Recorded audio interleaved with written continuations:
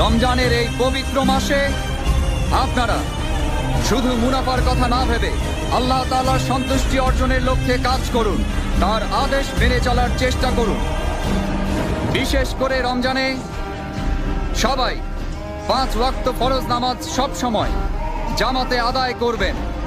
তারাবির সময় সাম্রাজ্যের নিরাপত্তা প্রহরী ছাড়া বাদ বাকি সবাই এশার নামাজ পড়ার পর দোকান খুলে না বসে রমজানের রহমত অর্জন করার জন্য তারাবির নামাজ পড়তে যাবেন।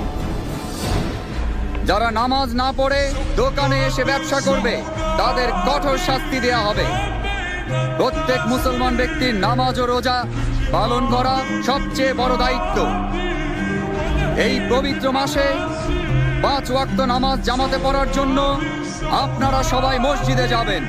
বায়াজিদ মসজিদের ময়দানে ইবাদত করতে আসা মহিলাদের আশেপাশে ঘোরাঘুরি করলে বা কোনো ক্ষতি করলে অথবা কোনো বেয়াদবি করলে কঠিন শাস্তি পেতে হবে।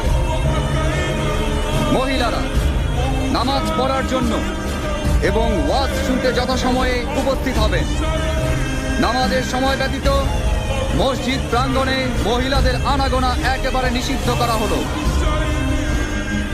মুসলিম এবং অমুসলিম কেউই দিনের বেলা জনসম্মুখে কোনো রকম খাদ্য গ্রহণ করবেন না, পানি পান করবেন না। রাতের বেলা বিনা প্রয়োজনে ঘোরাঘুরি করা একেবারে নিষেধ। মহল্লাবাসী, ব্যবসায়ী এবং বাকি সবাই নিজেদের দোকান এবং বাড়ির আঙিনা সব সময় পরিচ্ছন্ন রাখবেন। নিজের আশেপাশের পরিবেশ পরিচ্ছন্ন রাখার পাশাপাশি নিজেরাও পরিষ্কার পরিচ্ছন্ন থাকবেন। কাউকে বিরক্ত করা অথবা একে অন্যের ক্ষতি করা থেকে সবাই বিরত থাকবেন। যদি কেউ মহান আল্লাহ তাআলার আদেশ বিরোধী কাজ করেন, বাদশার জারিকৃত ফরমানের সত্ত্বেও কোনো অবৈধ কাজ করেন, তাকে যথোচিত শাস্তি দেয়া হবে।